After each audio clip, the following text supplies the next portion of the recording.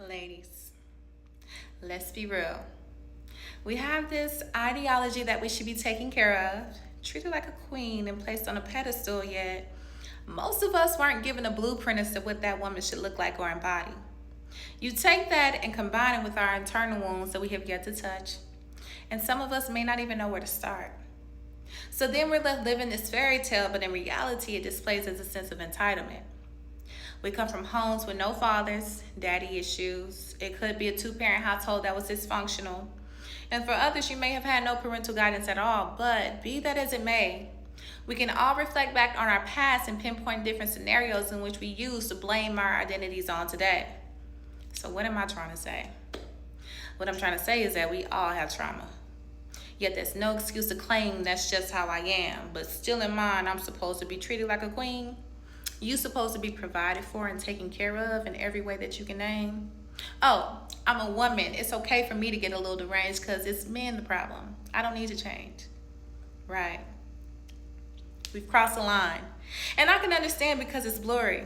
We say we're this, we say we're that, but are we truly? Newsflash, just because you say it don't make it so. Just like your New Year resolutions, you stated plans, but how did that go?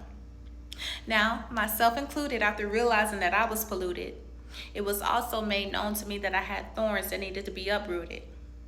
Still, I became embarrassed, ashamed, confused, completely in disbelief because, I definitely don't want them, especially him, to see me. So then we have to lie. We do everything in our power, like keeping company with those who are still blind or living in disguise themselves. We have an identity crisis at hand. And we're beginning to comprehend that we truly don't know who we are. And not only that, we have to deal with the fact that we are flawed. And the pressure from discovering a perpetrator has been operating through your vessel this entire time, man, that'll make you want to have a meeting with God. But typically, what do? Run back to what's familiar, go back to living a lie, doing our best to cover the mess, hoping that no one truly sees what's on the inside. Let me tell you, that mirror is scary. But what's even scary is that you pretending to be a woman of valor who identifies herself as a queen. And let's be real, we all want to be wives, but how when you're afraid to be seen? And I know it's he who finds a wife, but the wife must first find herself. You've been living a lie this entire time, so what makes you think you can change with no help? It's levels to this that you can't quite see, and you've been walking blind, so why do you still believe that you should take the lead? You've learned not to respect men, therefore you disregarded his help. And instead of learning your role, you tried taking his spot, still expecting to be treated like a queen, but then forgot what you got. God made it very visible to see that man is the lead and you're his helpmeet. But even a hierarchy that God puts in place offends you.